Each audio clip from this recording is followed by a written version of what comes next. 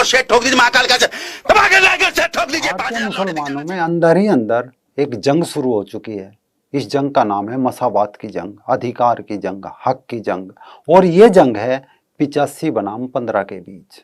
आपने शिया सुना होगा, सुन्नी सुना होगा, अहमदिया सुना होगा, कादियानी, बरेलवी, देवबंदी, ये सब मुसलमान सुने होंगे, लेकिन क्या आपने पसमानदा मुसलमान सुना है?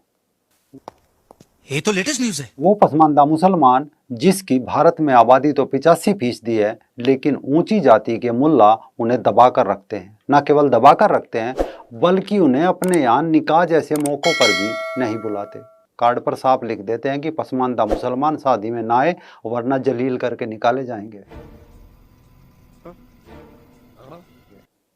यानी कहने का मतलब यह है कि पसमानदा वो मुसलमान है जिन्हें अरब के देश अपने गुलाम, तो भारत के अशरफ यानी ऊंची जाति के मुसलमान उन्हें हे दृष्टि से देखते हैं।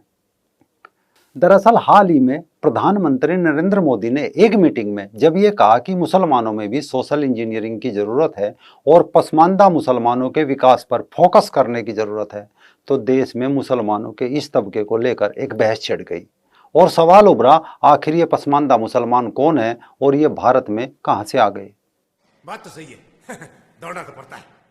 असल में देश के अंदर मुसलमानों की आबादी के 85% हिस्से को पसमानदा मुसलमान कहा जाता है। यानी वो मुसलमान जिन्हें जबरदस्ती मुसलमान बनाया गया, वो मुसलमान जिन्हें हिंदुओं के अंदर जातिवाद का दंश बताकर, बहलाकर, फुसलाकर, हिंदुओं के अंदर जातिवाद है, तुम मुसलमान बन जाओ, जाति से छुटकारा मिल जाएगा, ये कह कहकर उन्हें मुसलमान बनाया गया। जनता माफ नहीं करेगी।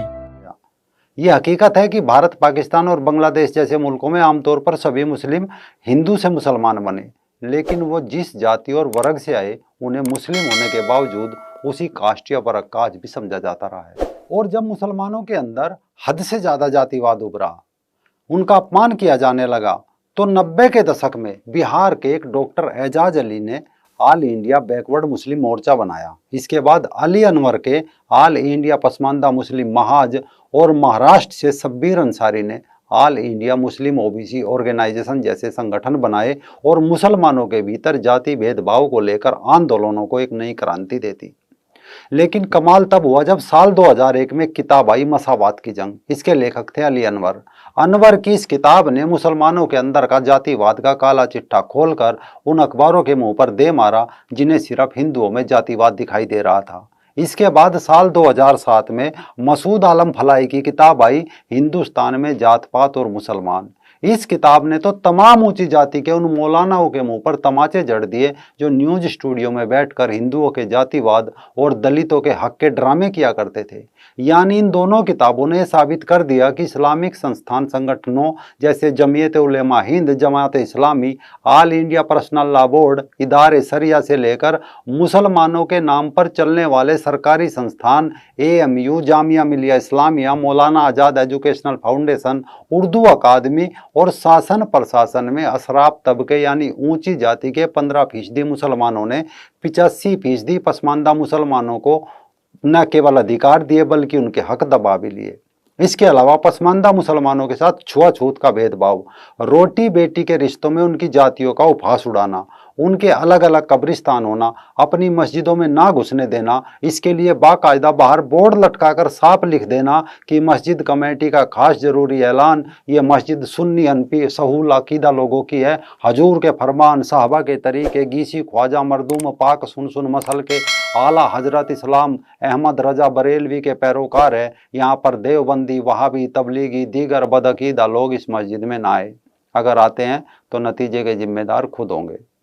जबकि हिंदुओं में जातिवाद पर चिल्लाने वाला एक भी तथाकथित सामाजिक कार्यकर्ता और मीडिया घराने को आज तक मस्जिदों के बाहर लटके बोर्ड नहीं दिखे, जबकि हर एक मस्जिद का यही हाल है। मस्जिदें क्या, कब्रिस्तान के बाहर लटके बोर्ड भी मुसलमानों के जातिवाद की पोल खोल रहे हैं। मसूद आलम फलाई की किताब हिंदुस्तान में जात पात और मुसलमान के अनुसार कोई दलित मुसलमान किसी कारण ऊंची जाति की मस्जिद में नमाज पढ़ने चला भी गया, पहली बात तो उसे बाहर फेंक दिया जाएगा या फिर उसे नमाज की सबसे अंतिम लाइन में खड़ा किया जाएगा। बात सिर्फ नमाज और कब्रिस्तान की नहीं है, चुनाव में भी यही हाल है। अगर कोई नीची जाति का पसमानदा मुसलमान चुनाव में खड़ा हो जाता है तो ऊंची जाति के मुसलमान उसे वोट नहीं देते। बल्कि जब कहीं से पसमानदा मुसलमान चुनाव लड़ता है तो ऊंची जाति के अशराफ के मुल्ला उसे धुनिया, जुलाहा, कलाल, कुंजड़ा, कसाई, चमार कहकर मजाक उड़ाते हैं और हराने में कोई कोर कसर नहीं छोड़ते। अगर कोई ऊंची जाति का मुसलमान खड़ा हो जाता है तो मस्जिदों से फरमान शुरू कर देते हैं कि इसे जिताना इस्लामिक फर्ज है। नतीजा देखिए, साल 2019 तक यानी पहली लोकसभा से लेकर 14वीं लोकसभा तक 400 मुसलमान जनप्रतिनिधि के रूप में चुने गए, जिनमें मात्र 60 पसमानदा समाज यानी नीची जाति के ही मुसलमान थे।